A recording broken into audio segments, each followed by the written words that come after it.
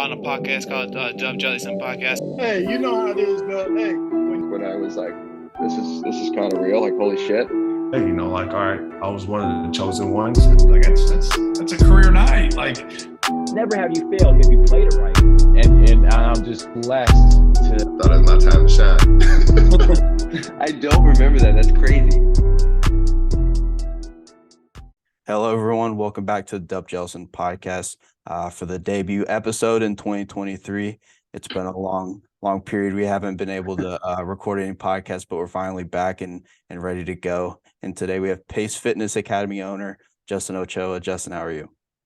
What's up, man? I'm good. Thank you for having me as the inaugural guest of 2023, almost in March. Yeah, man, this has been a long time coming. Yeah. I know we've been talking for a little bit about doing it, and I've been following you for a while, so happy to finally get you on. Yeah, likewise, man. It's always fun. Like we were talking before the show, like to be kind of a guest on the podcast when you are a podcast host. So you get to kind of be reversed and get to do all the talking. So I always enjoy doing these. I think that kind of helps you too, honestly. Yeah, for sure. Because like you kind of like, you know what the flow is, you know what I mean? You kind of know like what's expected. Like I'm not gonna give you like a 2-word answer, you know what I mean? Yeah. I'm gonna drag that boy out as far as I can, you know what I mean, to get you the good content. So yeah, I definitely think that experience, like as a host, helps you be a guest, and then everybody gets more value from it that way as well. And I mean, you're probably not like this, but like recently I've been doing like radio interviews and stuff like that, just talk about Purdue. And dude, I get so nervous going on those. Like I was on a show a couple weeks ago, and it airs on ESPN radio, and I was freaking out before I hopped on. And like, that's crazy. I'm never like that now with my podcast, but like at the beginning I was so scared. Like I remember throwing up before a couple episodes. So I was just so nervous, and dang, that's crazy. That kind of brings it going on other people's shows kind of brings it out of me. I'm sure you're different because you're kind of, I don't want to say in the limelight, but like you're out talking in front of a bunch of people each and every day. So yeah. I mean, it wasn't always easy though. Like I definitely, you know, it's funny. Like I look back at kind of the progression of public speaking and just like that whole thing. And I remember in high school and college, like taking those like required courses, like speech and stuff. And I used to get so nervous, like shaking, you know what I mean? Yes. Like literally trembling in fear. And then now it's kind of like what I do every day. And I don't know, like if I did anything to get better at that, other than just the difference is like now I'm talking about things I care about and things that I actually am passionate about, as to where like in those classes, it's like, I want you to do a persuasive speech on something. Yeah. You got to like go fishing for some topic that you pretend to care about. And so, yeah, I just think like the preparation and just like the passion and knowing what you're doing, like it kind of lends itself to making it a lot easier to speak in front of big groups and stuff. And I still get nervous like when I present and stuff, because I want to sound like I know what the hell I'm talking about. But it's definitely not like it was in high school with the freaking index cards like shaking in my hand in front of 30 people. Well, when I was at Purdue, it was so it's a long story. I messed up big time my freshman year. So then I had to retake a bunch of classes, and one of them was a speech class. And it was after I like had started the podcast and kind of picked up steam, and I said nothing in that class. I'd sit in the back and just kind of mind my own business. And we had to do these like impromptu speeches. So she'd call on you like that day, and she's like, all right, you got to go up. And I got so lucky. It was talk about a hobby that you do or something like that. So I was talking about the podcast. I started name dropping, and everyone was like, who the hell is this kid? Yeah, this one word the whole semester. And then I get I don't know.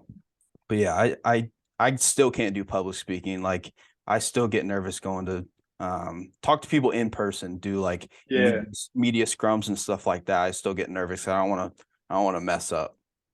Yeah, no, that's good. I mean, I think a little bit of nervousness. I think it was like Tom Brady who said it or something. It was like, you know, if you're not a little bit nervous before like a big event or a big game or whatever, then just stop playing, because like you care so much. You want to be respected and looked at as like a high quality source of info or, a high quality source of training for me. And it's like, yeah, there's a little bit of nerves because you know that your career is kind of riding on it. And then once you get going, you're like, oh yeah, I got this. Like, I'm cool. But like those butterflies before, I don't know if they ever go away. Like they might kind of, the symptoms, I guess, might like mitigate a little bit, but for the most part, it's always going to be some type of, all right, take a deep breath or something before you go, just to get yourself ready to go into that mode. And then you find yourself like in that kind of like that flow state almost, where you're just like, man, I don't remember anything I said, but I felt like I was killing it. Mm-hmm. Yeah, one of my favorite things I heard Darren Till talked about it one time. He's a UFC fighter, fought for the belt, all these things, like one of the biggest UK MMA fighters. And he was talking about he was going out for a fight, and he was like, in the back of my mind, I was thinking, I hope a meteor comes and crashes into this arena so I don't have to go out there. I mean, it's just like the baddest dudes on the planet still get nervous. And I think that shows like just how much they care and how much we can take away from that. Like you mentioned, the GOAT, Tom Brady, still gets nervous after 7 Super Bowls, going to 10, winning MVPs, doing all these things, and he still gets nervous. Yeah. That just shows the fire and the passion, how much they care inside of them. Yeah, for sure, man. I love that. I kind of like the feeling sometimes of being nervous because it reminds me like, all right, you prepare for this, like you're ready, just lock in and you'll be good. And once you get going, then that preparation takes over. So. Mm-hmm. And I know you do a bunch of different stuff. I don't know how you have time for all of it, but talk a little bit about your podcast to start here. Yeah, so the podcast is called Gym Sessions. It's GEM, so kind of like a play on words there, because I'm in the gym all day. And then, the idea is that we're dropping gems on the podcast and really just providing like high level info for basketball players, coaches, trainers, parents, and enthusiasts. So it's a basketball themed podcast where I've got some solo episodes where we're kind of going into like the scientific background of like certain training topics. And then I've got interviews with other coaches, players, trainers, where we're kind of, diving in on maybe a little bit more stories or depending on who it is. And then this summer, when like a lot of my pro guys and athletes are back, we're going to do a lot more in-person stuff and kind of take up like that more storytelling vibe, kind of like All the Smoke or like JJ Redick's podcast, where it's going to be like more of like the personal relationship type thing and not so much educational. So we'll get some entertainment mixed with education, and hopefully, people continue to listen and enjoy it. I'm 15 episodes deep right now.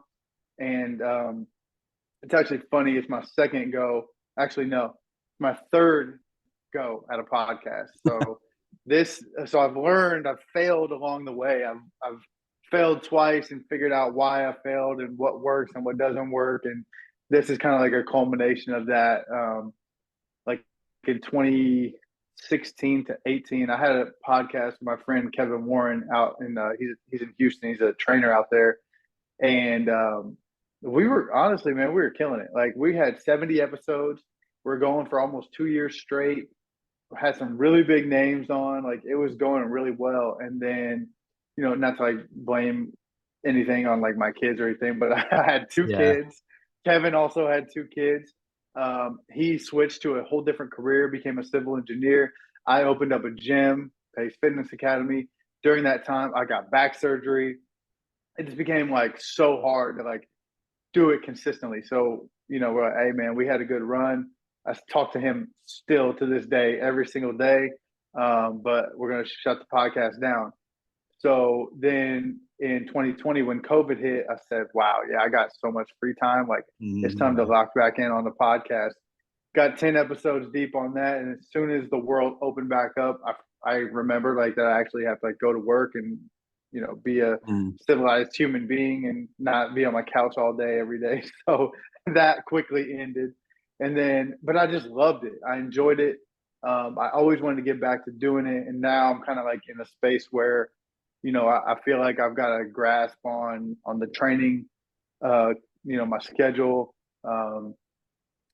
husband, dad life is kind of on lock now. We got a good schedule going. Everybody's kind of like where they need to be, and so I'm like, it's time to come back. You know what I mean? We're gonna come back and do it right this time, and just make sure that you're able to produce something weekly, big or small, and get it out there, stay consistent, and just like play the long game. Like, I'm not trying to retire off of the podcast revenue. You know what I mean? I just want to be able to talk to cool people, learn from people, spread knowledge and information to people that are interested in basketball and training. And so, yeah, that's where we're at, man. I'm looking forward to seeing how it continues to grow. I love that you're locked in. You got that plan, because a lot of people, like I didn't when I started. So it's good to hear. It's good to hear that you have an avenue that you kind of want to go down. And I mean, that's hard for people to kind of figure out, in my opinion. Oh yeah, I mean, that was the biggest thing, I think, with the first two. The first one was just kind of like, we're just gonna try it. We'll figure it out as we go. And so some of the things that we figured out is kind of what I, just kind of like detailed. The second one was just pure mistake, because I was under the impression that I had so much free time, because the world we were living in at that time was like abnormal. It was just not normal. And so when everything went back to normal, I was like so overwhelmed with trying to keep it going. Now I know it's just like, it's all about that long game. I'm trying to make it something that's like holistic and just organic, and it grows, playing like, like I have this thing, it's like I'm put it in the crock pot basically. So I'm not gonna fry it in a pan. I'm gonna put it in the crock pot, let it slow cook, and just kind of take it from there. You know what I mean? Let it really develop, and then that's how also I'm gonna learn even more along the way, because there's no pressure. You know what I mean? It's like, hey, just do what you can right now, and let it grow.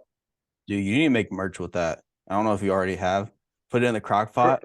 Yeah, the crock pot. That's hard. That's hard. Put the logo in the crock pot. Just make it a graphic tee. You have to. I'd rep that, because that's hard. I love that. But yeah, sorry, I lost you there for a second. Oh, you're good. I was just gonna say, I mean, that's hard. I'd rock it. For sure. But I mean, obviously this Gym Sessions podcast, it's kind of based in your background. So talk a little bit about what you guys do down there at Pace Fitness Academy. Yeah, so it's kind of crazy, man. Like we've had a journey, man. It's been 6 years now. We opened in 2017, and we opened in Castleton, where we basically took over an old FedEx building. And man, we made a lot of mistakes. Like, we renovated it, put a ton of money into it. Signed a long-term lease. We didn't know. And I have a business partner, Eric Allen, great dude. You know what I mean? But both of us were at the same point in our career where we had been training for 5-6 years at that time, and looking for that next step. You know what I mean? We had a similar vision. We met through my in-laws, actually, and ever since then we're just like, yeah, let's create this plan and let's move forward with it. So we got a plan together. That took about a year. So like the year 2016, we're pretty much planning everything out. 2017 finally got open. Like I said, I made a ton of mistakes, but ultimately, like, we were doing really well. And so in 2020, actually after the pandemic, we're booming. Like, we outgrew the space. It was a little 3,000 square foot facility. Nothing special, just a dungeon, man. Like, there's a crappy building that we pretty much just renovated mostly ourselves. Everything but plumbing and electrical. Eric did a lot of it. Like, he's super handy. I try to do what I could, you know what I mean? I'm more of a paint guy, you know what I'm saying? I'm not gonna be, busting through walls and stuff like that. But yeah, we outgrew it. In 2020, we were approached by a building in Grand Park, and basically they were like, we heard that you guys are looking for space. We are looking for like a training, outfit kind of to put into our space. And so we moved up there in November of 2020. So our lease ended that December. So either way, we were leaving there because we needed more space. So we had outgrown it. And then we go up there. So it's kind of like a little bit of a culture shock, if you will. I mean, just Westfield's just like, it's different. You know what I mean? Grand Park is different. It's not really something that I was used to.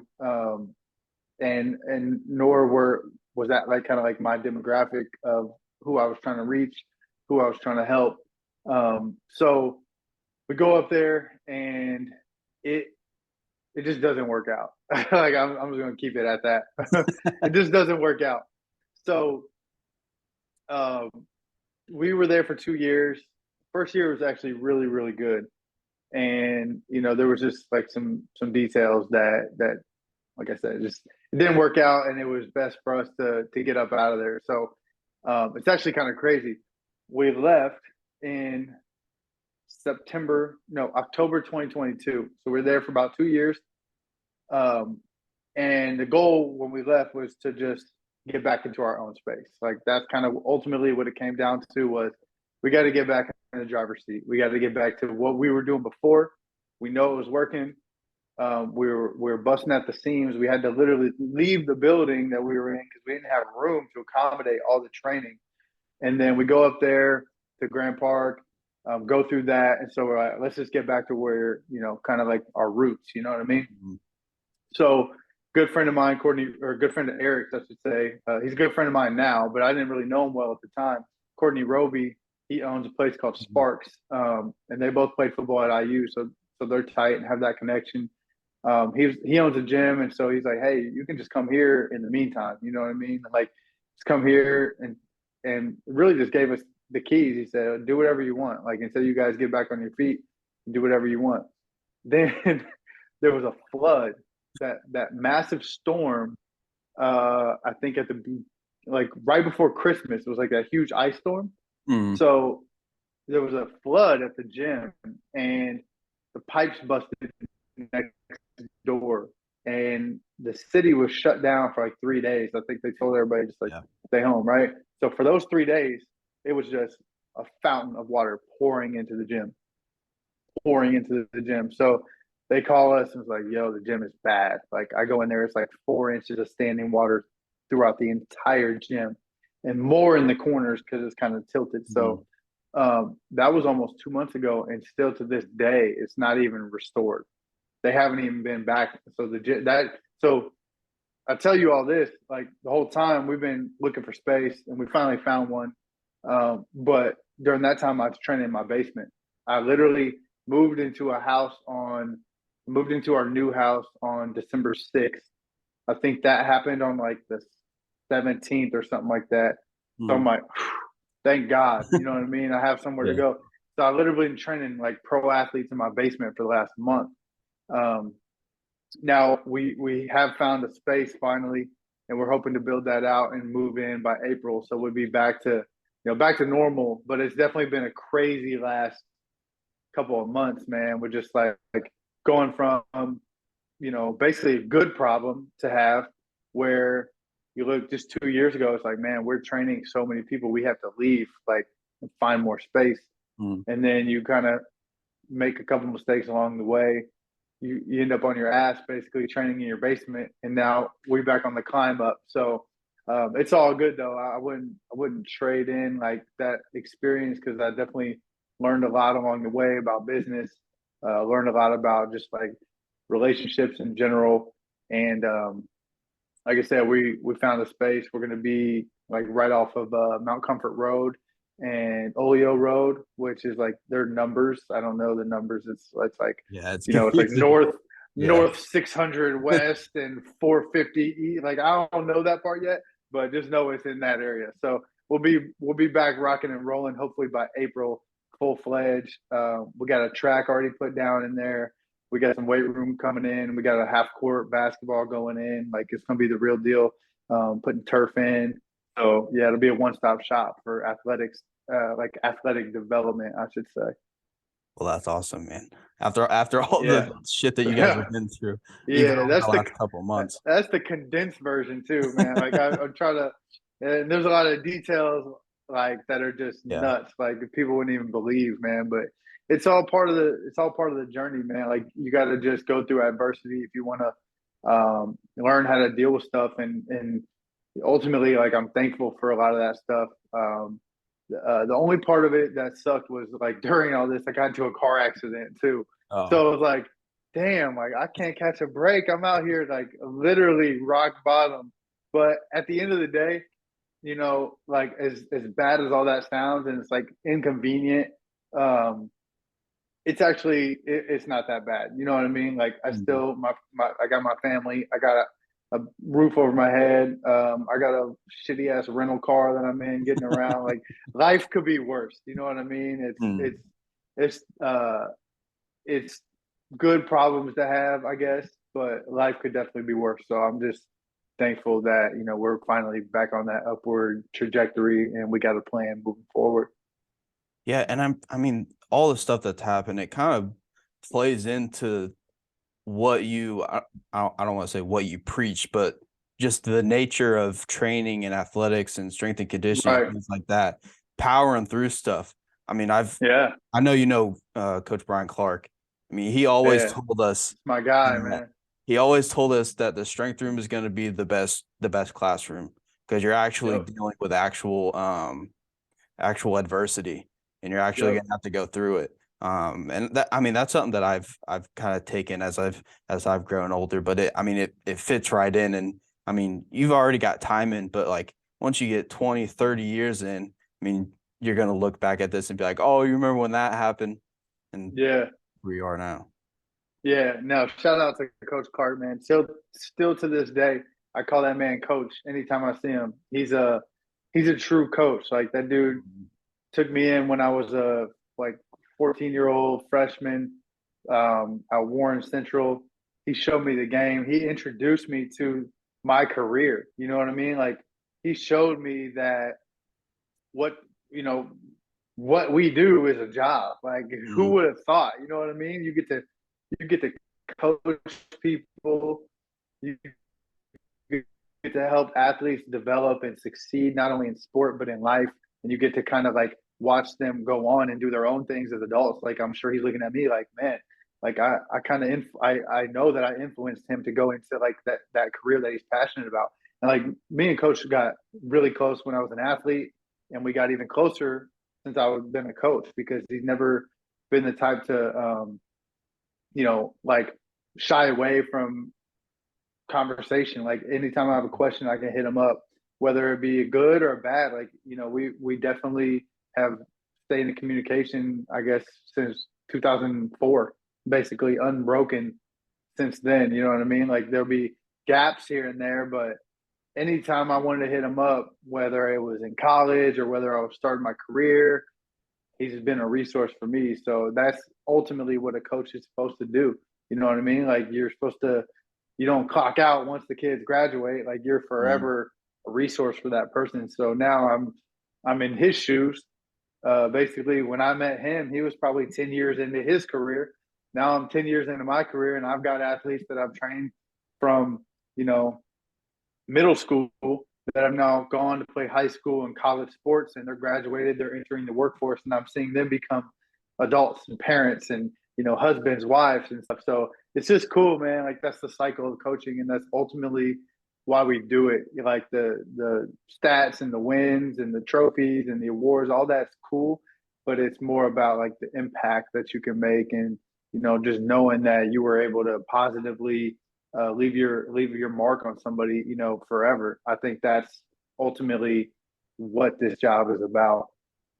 And I'm glad you brought that up because you didn't mention, I've sent X number of athletes to the NFL or yada yada yada. You're talking about people in the workforce, just day-to-day normal people that are husbands and wives and parents, like you said. Yeah, I mean, it's crazy. Like, I love to talk about, the high level guys and the high level women whether it be NBA, WNBA, NFL athletes that we work with. But at the end of the day, we're all the same humans. You know what I mean? Some people are just a little better at sports than others, but it's they have the same day-to-day process that anybody else would have. And so I think it's important to kind of put that into perspective. Like ultimately one day the sport is going to stop for everybody. You know, the ball's going to stop bouncing for even LeBron James. You know, it's like he's just going to be a dude one day that's not a hooper. Like now he's forever going to be recognizable and historical.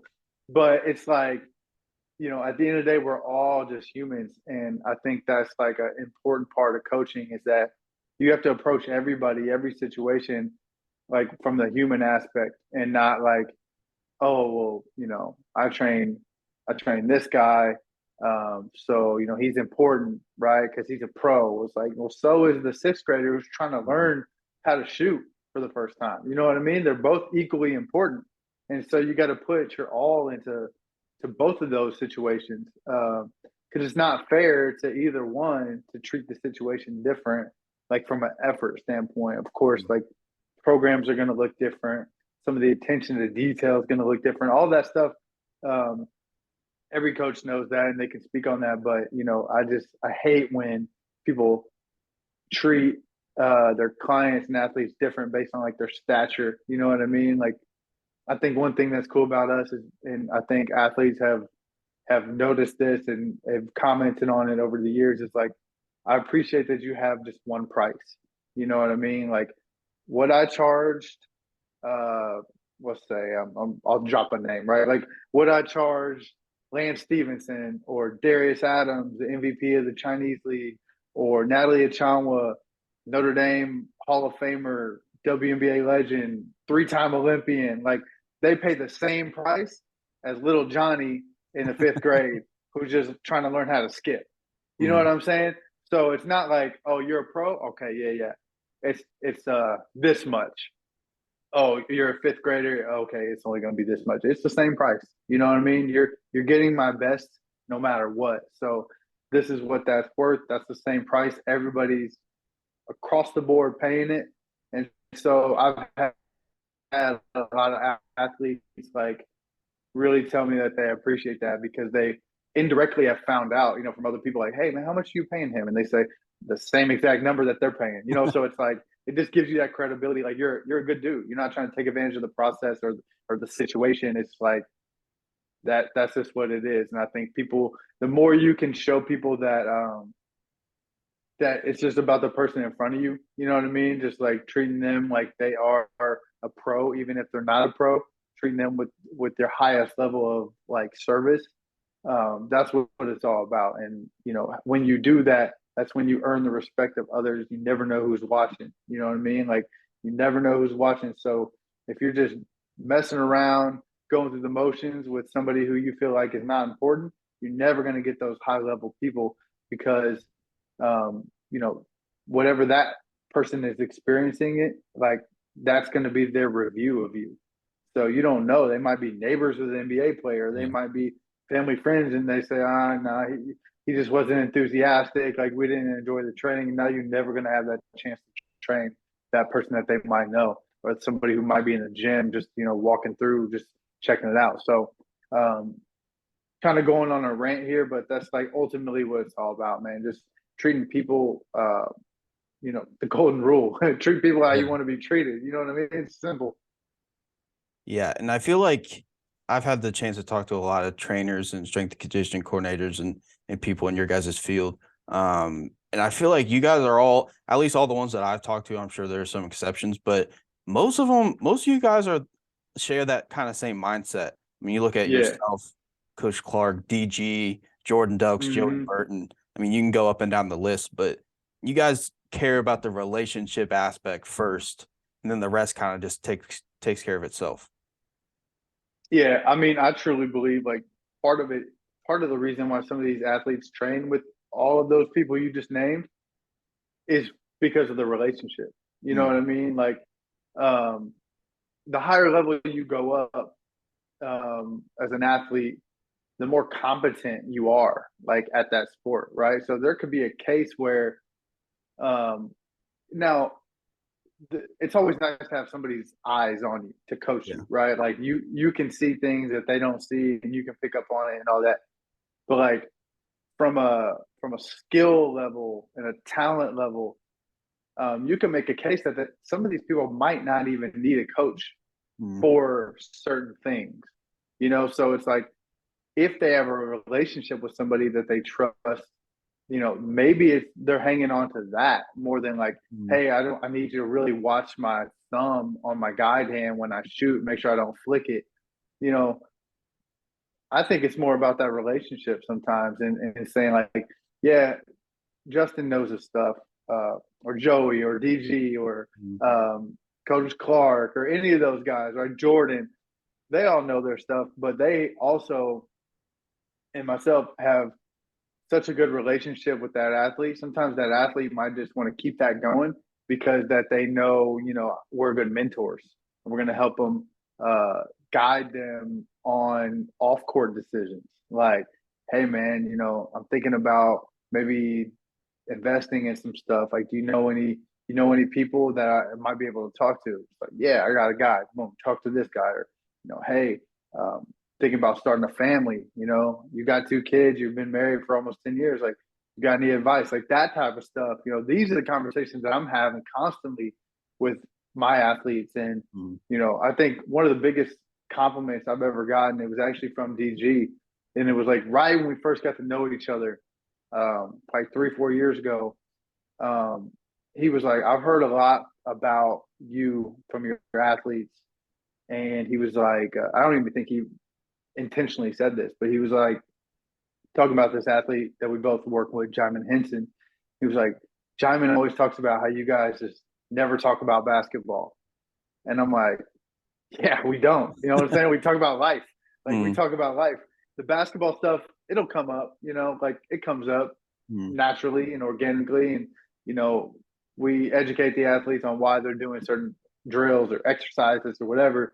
But it's like, in that downtime, I'm not harping on jump shots or this and that. It's like, yo, how's life? You know what I mean? Did you listen to the new so and so album? Did you watch episode blah blah blah of this show? Like, yo, how's your mom? How's your dad? Is he still working there? Like stuff like that. That stuff matters because, like I said, ultimately basketball is going to stop for everybody. So the more you can know about somebody as a person, the more you can help them, whether it be training or just, you know, finding that next step in life when they decide to retire. And like, I mean, I feel the same from an athlete perspective, former athlete perspective. I like everything Coach Clark taught me. I've been able to take that outside of sports because I stopped playing in high school. So I mean, I wasn't going to go to college and use pistol squat and all these different crazy things that he used to make us do. I could go on for hours about the hell that he put us through. But like all the stuff that he talked about and he would bring up, like I still think about it to this day, 5 years from now. Yeah, it's like, man, I got a funny Coach Clark story. Oh dude. God. All right. I've never told this. And I don't even know if he'll remember this. So this isn't even like a life lesson. This is just probably the best coach story that I ever have, like from as far as like a quotable thing, right? So I went to Warren, you know, throughout my years at Warren. I was there from 04 to 08. So, and our conference was the first 2 years, Greg Oden, Mike Conley were at LN. And then it became Jeff Teague was at Pike. Eric Gordon was at North Central. Cathedral had like Kelsey Barlow, Sean Esposito, a bunch of dogs that went on to play high level. Center Grove had somebody, I can't remember, somebody solid. Franklin Central had John Ashworth and Juwan Johnson. Like, it was like such a good time for basketball in that conference. And so anyway, we're playing at LN, and I think this was 08. So it was like 1 or 2 years removed from Conley and Oden being there. And I mean, we were getting the shit kicked out of us for years by LN. You know what I mean? Like, just murder. So we're playing at LN, and it's like the first time legitimately that we have a chance. Like we won the conference my senior year. It's first time in school history that Warren ever won the mid conference. And so we had a solid team. Like we were really solid. We show up at LN. They had Stephen Van Treese, who went to Louisville. Like they had some guys, right? But we're in the locker room.